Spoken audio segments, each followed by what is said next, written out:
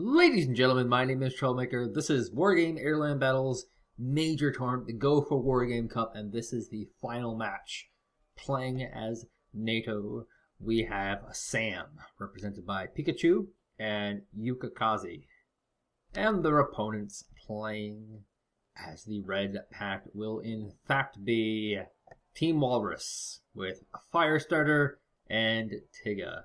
Now, for basically any of these players to not have been in the finals up until this point is actually really shocking, because what you're looking at right here is a culmination of some of the best players that were in both the European Escalation Tournament and have also been playing in the game. Most of these guys have actually been getting knocked out relatively early. I know Sam has had a few third place finishes, but almost all these guys have just been getting knocked out really early. Not by cheeses, by big teams. And this time around, I know for a fact that Team Walrus actually knocked out no unit this time around. So pretty big shocker there. And yeah, this is pretty awesome little tournament so far. By the way, no unit did in fact win the first month, €500 prize. And we've entered a new month, and this is the first game of the new month, if I'm not mistaken. Wait, no, I had that totally mixed up. Now I remember how the Go4Wargame format works, yes. Actually, how it works is there will be a November playoff, I think, coming up.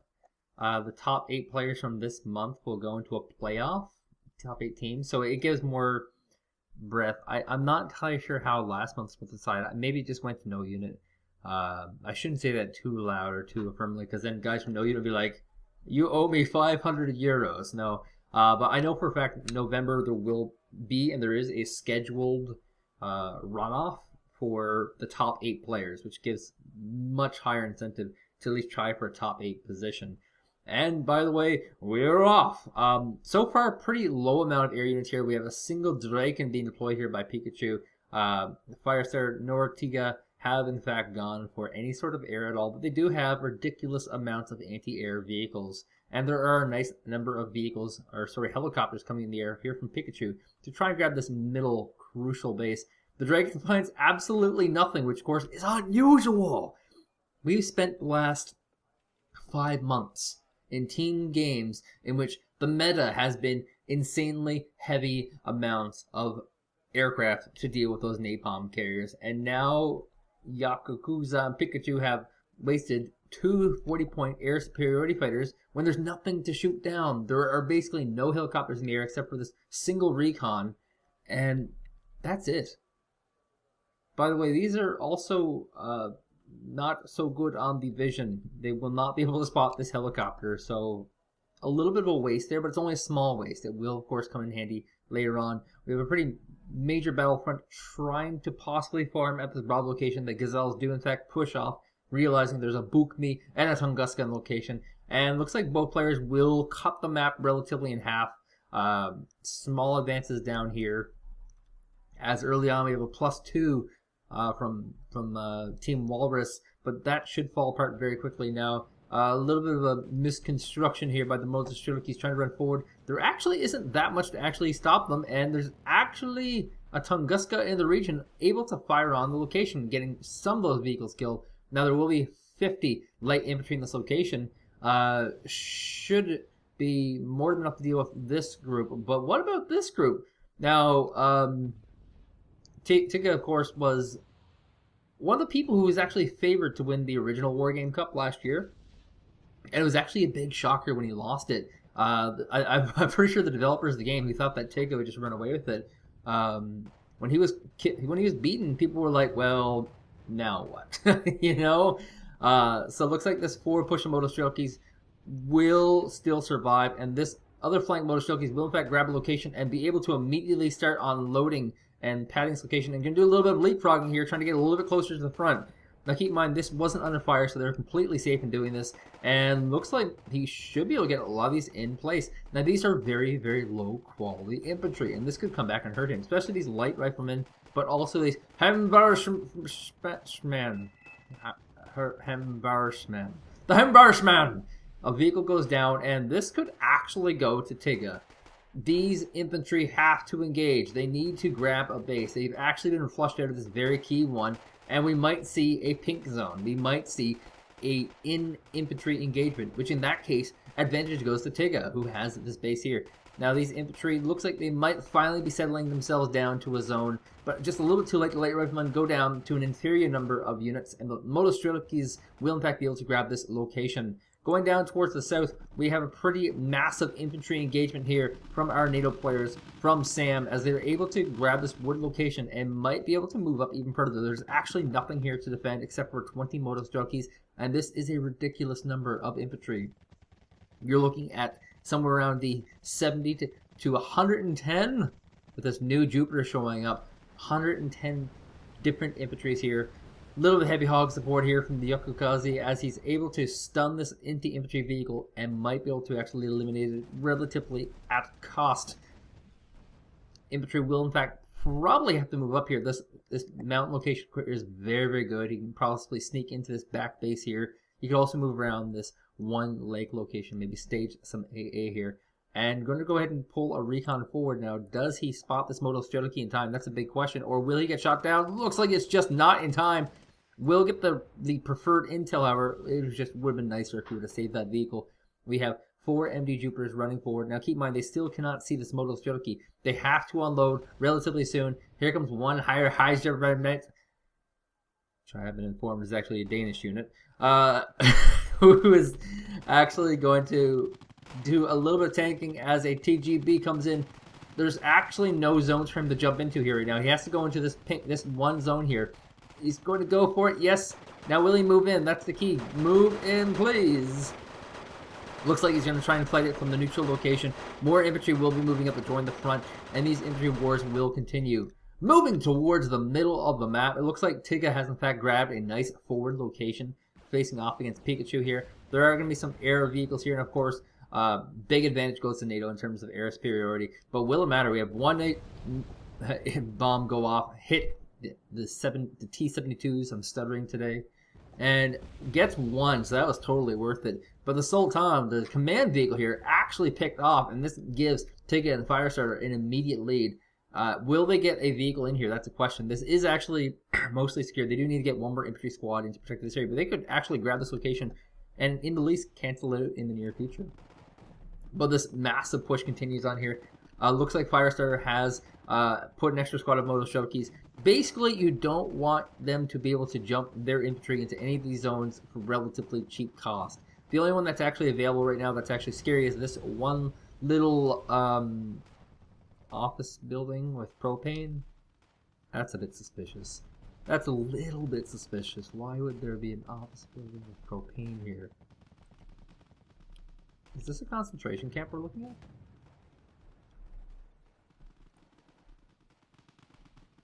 These doors are a bit suspicious. This could be a sweatshop. Maybe the story here is that Firestarter is actually a sweatshop slaver, and he doesn't want Pikachu to know about it. And so he's trying to stop this advance, because if these Danish forces actually advance this location and realize that their people have been used as slaves, maybe more of the national community will join in on the fight. And they fear that. Or it's possible this is just a brown building that was modeled after a brown building in Sweden. Who knows? Speaking of which, these higher Hydrovets have unfortunately, although being very bulky in size, have not been very successful. Have actually been getting picked off. And we're going to see a little bit more of a leapfrog here. Firestarter going to jump into this double oil barrel area. I don't know if that's necessarily the best place to take cover. Honest to God, like, you know, I love you guys. Focus Home Interactive and Eugen. I love you guys, but honest to God, I don't think in a war zone the place you want to take cover is going to be your oil supply and a car parking lot. I just don't see it. Like, those seems like those are very highly explosive elements. Maybe I'm crazy here, but this defense has been very successful. Most of the higher regiments have been taken out, and this has allowed them to do a little bit of a counter push. Now there is one heavy hog here doing a little bit of damage, but to keep in mind, these vehicles should be able to attack it if they get in range. It's actually 110% out of ammunition, by the way, so it can't do anything else. And a Leopard 2 will come in to try and Save the day. Speaking of which, T72, oh, so good. Look at that, 3 veterancy. Oh, so good. And up top here, looks like no vehicle has come in yet. Just trying to secure this location once again, trying to get these modal jockeys into this town, trying to create a nice little circular situation here. Another intruder. This is the air superiority advantage. And actually, I mean, what's amazing here from Tigga and Firestarter is they're showing a completely different style that we haven't seen yet. This is a style that has almost no fixed wing aircraft. We have not seen that in this game yet. Every single person has been damned and reliant on those fixed wing aircraft. This Motorstroke is trying to kill off this Abrams that will get picked off. And it looks like a T-72 command tank will be showing up. Now, of course, these are your insanely tanky command tanks. They have a maximum 11 armor compared to the 1 or 2 armor, or in fact, the 0 armor of the other command armors and command vehicles. And this will actually give Firestarter and Tigga a +2. And basically, this point needs to get canceled out and dealt with fast. Now, there's actually not enough infantry coming in here. We have these lower quality Danish forces, these higher regiments coming in, and there's only 50 of them. That, of course, is not good, because there's 50 Moto Strategy. These are really good quality vehicles here. And, oh, they're taking all of the money they would have spent into air superiority units, and they're spending it on tanks and AA. This is 2 Bookmes. You don't see this many Bookmes in a game like this. You never see it. And Tigga is absolutely dominating this zone here. Looks like he's going to reposition his T-72 just a little bit. Trying to get a little bit closer. Or maybe further away? A lot of people try to do the border hump. They try and make it so that their vehicle is just slightly outside the border, but the computer thinks it's inside. Now this Abrams will be running forward into packs of infantry. There are lots of vehicles here. There's a Bookme here, but there's no real tanks to actually deflect this other than the T-72. Not that it really seems to be necessary. These Moto Strategies actually dealing with this pretty well. And these higher regiments actually not engaging. They need to engage these targets. That's pretty key.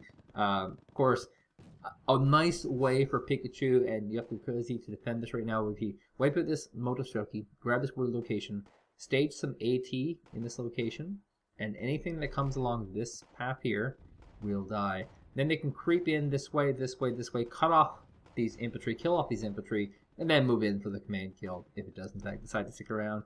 But looks like things are a little bit too late for that. There's no AT on the way. It's just more infantry. And in fact, it looks like these higher regiments are finally going to get some cover from this T-72, who's actually looks like he's doing basically the inverted of what I thought. You know, he's trying to get infantry in this woods, stage a tank here, and then try to wipe out this location here. Roughly the same thing. 1 point, by the way, has finally been captured. Not necessarily at cost, though. There are going to be 60 infantry deflecting this group. There's more Jupiters coming along, trying to grab this flank here, and actually not getting target fired on here by Tigga. A little bit of a misstep, as he's able to jump them in completely untainted, and actually just insanely late deploying them on top of everything else. Now able to get a nice round. Just because of the low quality of the infantry, I don't know if this will be terribly effective, however. Looking at our bottom flank, we haven't seen that in a while. The infantry are moving up into the woods, and this is kind of what I'm talking about. You move through the woods with your infantry, take out vehicles, infantry in here, grab into this location here, and eventually jump into the forwarder. Forwarder? Is that a real word? Forwarded? Forward? The most forward location you can go to. How about that one?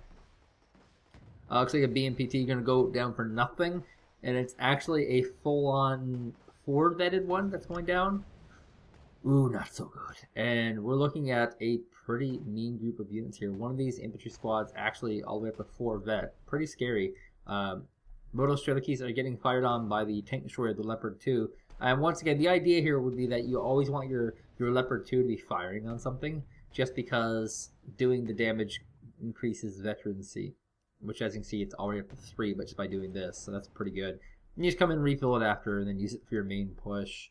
Looks like this point has actually been neutralized by a Sultan, and there's actually another vehicle here, a command jeep. This looks like it could be a mistake, like they accidentally rallied out 2 command vehicles, not really communicating very effectively. T-72 going to join in through the woods hurrah as it's trying to support this small group of infantry here. And a rocket gone astray. I thought that was a jet fighter for a second there. Maybe one of those drone strikes I heard so much of the 90s. Yeah. Actually able to move in a little bit. Oh, never mind. Never mind. We're not able to move in at all. Just way too many infantry here. Tigga has completely grabbed this location and should be able to knock out this Harpon as well. Just the one, though, not the two. Never mind. He's actually going to grab all these Harpons, which are insanely close range. Of course, the Harpon is your generic tank destroyer prototype. It has lots of rockets, lots of tank destroyers, and it's very, very cheap, cost-effective vehicle. Looks like Firestarter has a one mispositioned T-64 here, massively mispositioned here. Will it go down? Hard to say right now, actually. It's still stunned. It's taking little bits of damage, but there's nothing really tank destroyer-y here that's really doing too much to it. And it looks like it might actually get away. Yes, it is full on going to escape. It's what's felt like its destiny. And look at this. Pikachu actually able to do the advance. He jumped in here, jumped in here, jumped in here. And now he has a forward position. He's got to abuse this. He has to push forward because we're looking at a situation where Tigga and Firestarter are off to more than a great start right now. They're winning this game. Leopard 2 has to move up, engage this fight, engage this battle because there's nothing here that can actually fight back against it and help these Heimbarschmans. These are two different squads, by the way. Heimbarschmans and Heimbarschützens. Heimatschützens. Oh, that's not so bad. That's not bad at all. And yeah, this Leopard 2 finally going to join in the fight. Once again, you need these Leopard 2s to get your veterancy levels. And so you're willing to really waste some ammunition to kill some pretty imprecise targets. And another Leopard 2 is going to try and join the fight. There is a vehicle here. Firestarter going to try and move it away. Looks like it's getting picked off though. And no, it's going to go transfer over. And ooh, instant kill. Instant kill. Picks it off instantly. Doesn't want his opponent to get that supply. And it looks like we have a brand new stalemate situation now. With air superiority, with the ability to drop bombs on these tanks, he should be able to push in here relatively easy. We have one set of bomb sets that killed one T-72, and I can imagine a second one can do the same. Oh my god, Great Conqueror's position. Actually going to wipe out all these Harpons. They pretty much have nowhere to escape right now. They were trying to sneak around the side here. Come in here and do this, but Tigga and Firestarter of course are some pretty old school players. They're very much used to flanks. One thing they haven't covered, of course, is one hotel base, but you can see that they have pretty good coverage all over the place. They realize where their flanks are, where their main battles are. They have eyes everywhere, and they pretty much have themselves set up to be able to prepare for anything. Just classic example, there is a UH-1H Huey with a probably Redvedsko squad? No, that can't be that. Delta Force squad, potentially. Or anyway, the idea is for it to swoop around here, land here, go through these woods, kill this UAZ. Maybe the Huey will add a little bit of firepower. But this is all covered. There's actually a Redvedsko squad specifically looking for this exact thing to happen. So just really good classic play, good map coverage, very strong macro players who have a small knack for micro on top of all of that. And this is pretty much the big flank right now, by the way. It's a 2-point base, and it's actually something that can change the game. Right now, this is not really something that can be dealt with. Not with the number of forces on the map, not with the number of losses they've taken. And Tigga actually is going to continue pushing through T-72. Not really seeing any threats. One rocket did hit, but it didn't do a lot of damage. And he'll just continue on forward.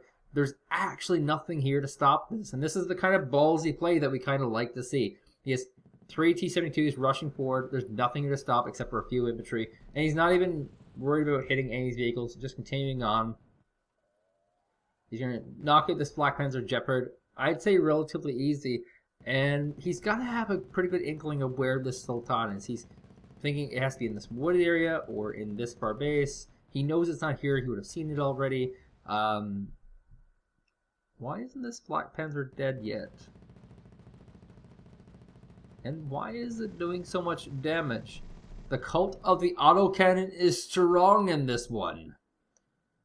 That's actually an in-game option. And here comes some gazelles to try and deflect this. This is the appropriate option, just using a handful of very cheap helicopters, support with some drakons, which of course can stun, and try and wipe this out. Now, of course, these gazelles will do a very, very slow job. So for Tigga right now, it's a matter of, can he get this kill in time? That's a big thing. There's a little bit of a micro battle here. As you can see, he's trying to dodge these gazelles while still trying to advance a little bit.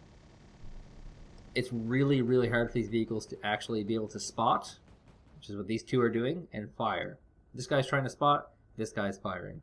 And the T-72 is close to dead. It's got 6 or 7 hit points left on it. It's got low ammunition, it's got low fuel count, and it does in fact go down. Thunderbolt surprise.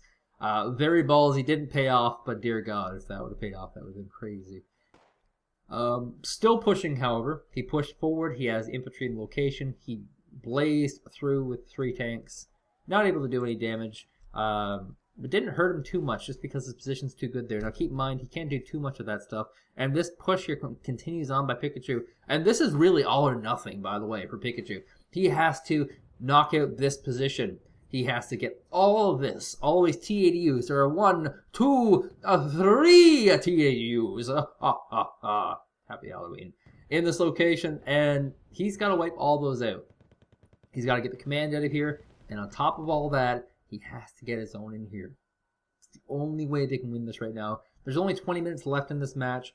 They're getting close to that 70% marker, that brutal 70% marker, as infantry are running into T-72s. And Firestarter and Tigga have to know this. They have to absolutely know this, that all they have to do is defend this location as they continue the steamrolling more and more T-80Us to try and deal with this. T-72s actually getting a stun on this location. And, oh, what's this?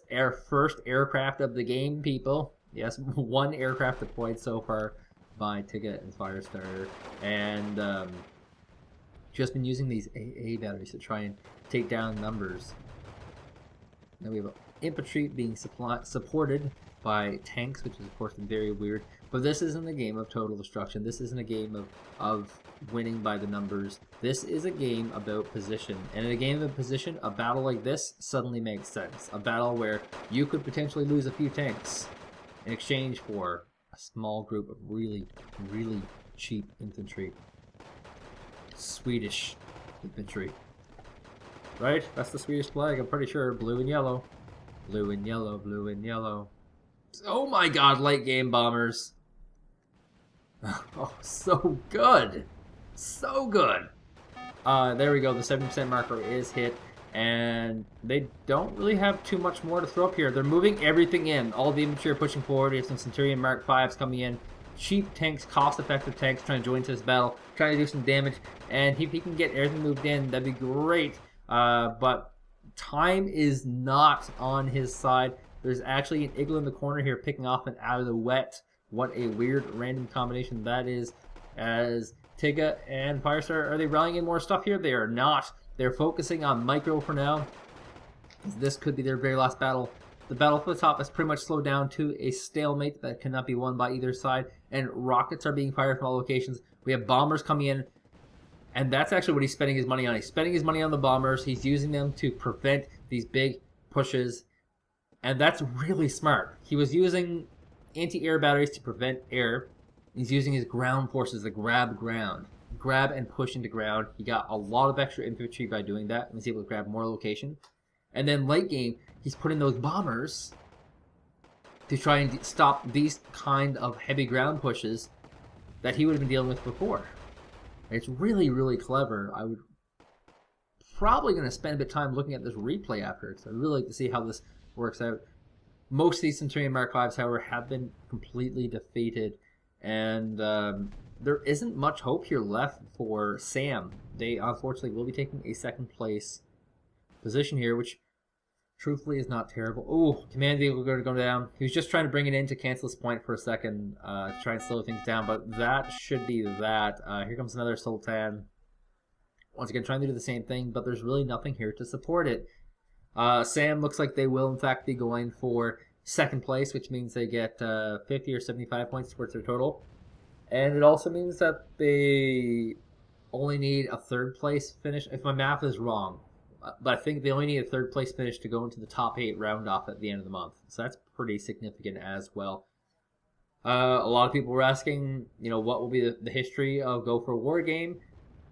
Originally, the Focus Home only ordered 5 tournaments to happen, and looks like they've ordered another 6, I think, something like that, another 6 tournaments. So it will be alive, it will be strong, and it will be continuing. And yeah, looks like all the commands are being pulled here by the +5. Yeah, he's pulling most of them, and that should just quickly end the game.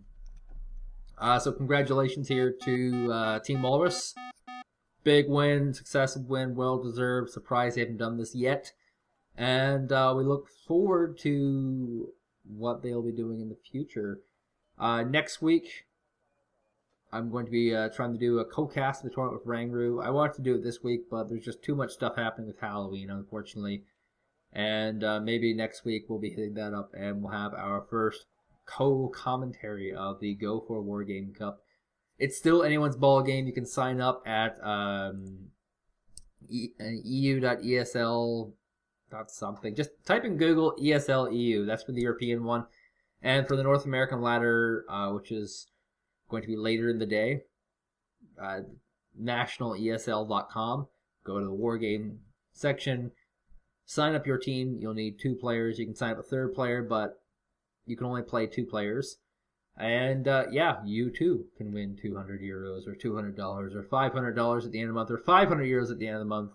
And as always, big special thanks to ESL and Focus Home Interactive for putting on this tournament. I will see you guys next week with more not Gore, I'm not British, Go4Wargame Cup. See you guys then.